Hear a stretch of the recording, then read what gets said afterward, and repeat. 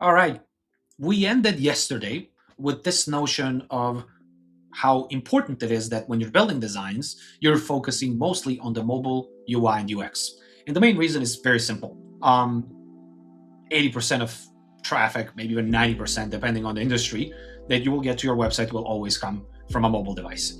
Now, whenever the word mobile and lovable are kind of mentioned together, most people ask the question, can lovable be used to build native mobile apps that would be downloaded on a Play Store or an iOS store? And the answer is no, but there are workarounds, right? And today, that is exactly what we're going to be talking about. Just because an app is not native or mobile native, but web native, doesn't mean that it can't be done in a mobile friendly manner. And there are also ways to transfer a lovable build into a mobile application, right? So again, lovable by default shouldn't be capable of building mobile apps, but it kind of is, right? There are ways to do so. But what I would say lovable is absolutely perfect at is building what's known as PWAs, or progressive web apps, meaning web applications that when the user completes a couple of steps actually look and feel as if they were mobile native, right? So let's go up and talk a little bit about that, and how and when you should do it, right? Let's first start with the interactive tool that will help you nail down mobile design, right? When you go in here, you'll have a checklist of a couple of things that you want to optimize, really, with the suggested prompt, right? So like let's talk about breakpoints, right? And if something is in a kind of multi-grid column, in an ideal world, when you switch between desktop and mobile in this module, you would see it actually all stacking vertically, right? So that's the first thing that I want to do when I'm trying to build for mobile. Let's open up some of the designs we talked about and worked on yesterday. Let's look at this one, this landing page, where, as you can see here, we have cards that are stacked in a 2x2 grid. So in an ideal world, when I switch over to a smaller screen like mobile, as you can see, we are observing vertical stacking. There's no horizontal scrolling needs in order to access any part of the content, right? If we go to the next step and we start talking about, how do you fit in menu options, right? So when you have a header nav bar, which features a couple of different buttons, right, and has a horizontal navigation, when you go over to mobile, it is mostly or most times supposed to go behind a hamburger menu, right? Again, just accessibility 101. And so if we take a look at one of the projects that we also worked on, this one in particular, you can see great example. Couple of menu options. As you go down to mobile, everything goes behind a hamburger menu. Lovable most times usually does this by default, but if it doesn't, you can use this prompt right here, right? Again, similarly to buttons, when a lot of times you'll have buttons side by side, but when they're on mobile, it makes more sense to, again, stack them vertically in full width because of more optimal touch points. As you can see here, Lovable did exactly that. Two buttons, right, one next to another, smaller screen, one below another. It does it automatically. You can now make them bigger or smaller. It is entirely up to you, right? Icons, again, you sometimes when you're on desktop, because the mouse is easily clickable, right? So you can easily click on these. When your fat thumb comes into play on mobile, you almost want to make those touch points bigger, right? So the traditional sizing is 28 pixels on desktop, becomes 44 pixels on mobile, right? So again, pretty useful tip, just so that you always think of fat finger friendly tapping, right? On the padding side, again, sometimes content can be a little bit more narrow on desktop than on mobile. You just want to leave generous spacing because people have to have the ability to click between buttons, especially when you vertically stack elements. And then, if you have a small cramped text, again, similar situation like in one of the examples before, where like stacking text like this presents no issue whatsoever on desktop. When you go to mobile, going big is actually key, right? Because we navigate, scroll, and click differently on different types of devices, right? And then again, vertical stacking is key, as you can see here, and trying to go full width as much as possible. The layout itself as well, again, as you can see, I'm always trying to think in terms of vertical stacking of elements. So these are just some of the prompts and some of the tips that you can follow when designing for mobile first. But what I want to think about as well, instead of just designing for mobile, which, we can run a couple of prompts here on this design. As you can see, this one is not mobile friendly, right? What I am mostly going to be thinking about today is when a design is mobile friendly, how do we make it closer to mobile native? And that is what PWAs are for. Here's a prompt that you can just copy and run in order to make your build progressive, right?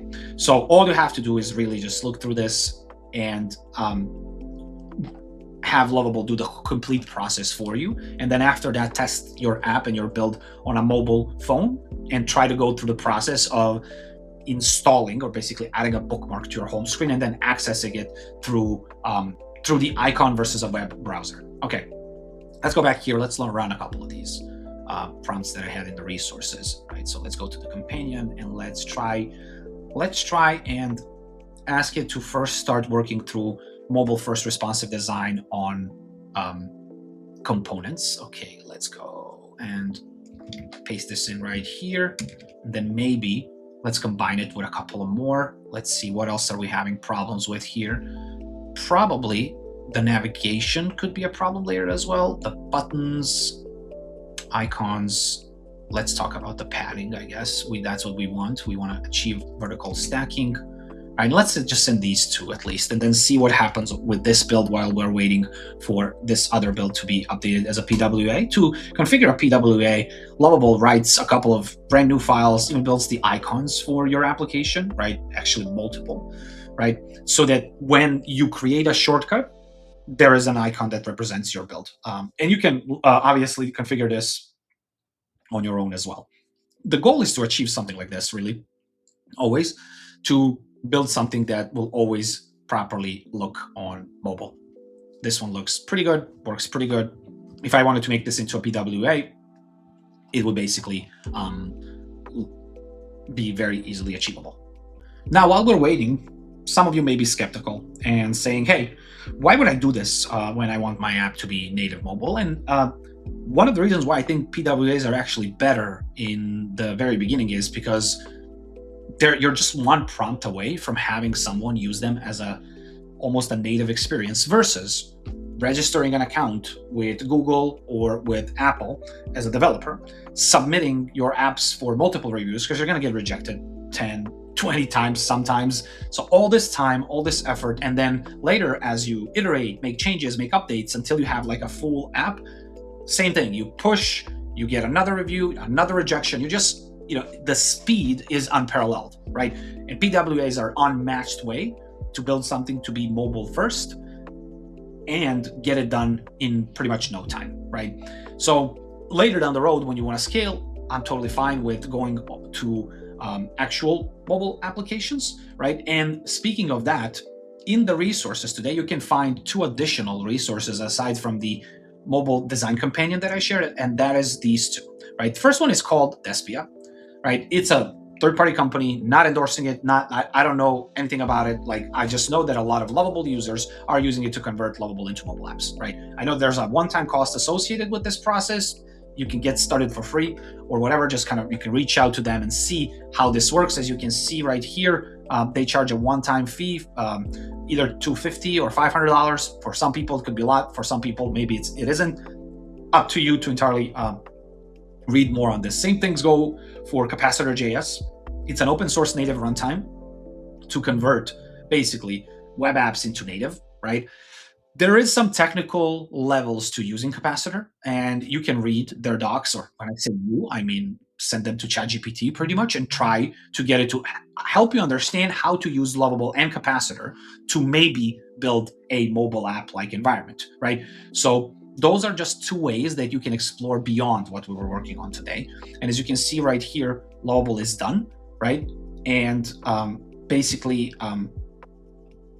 I can ask Lovable to do whatever I need to do to enable this. And if I was to go and test this on my phone, I would actually be prompted to install this as a mobile app, pretty much, right?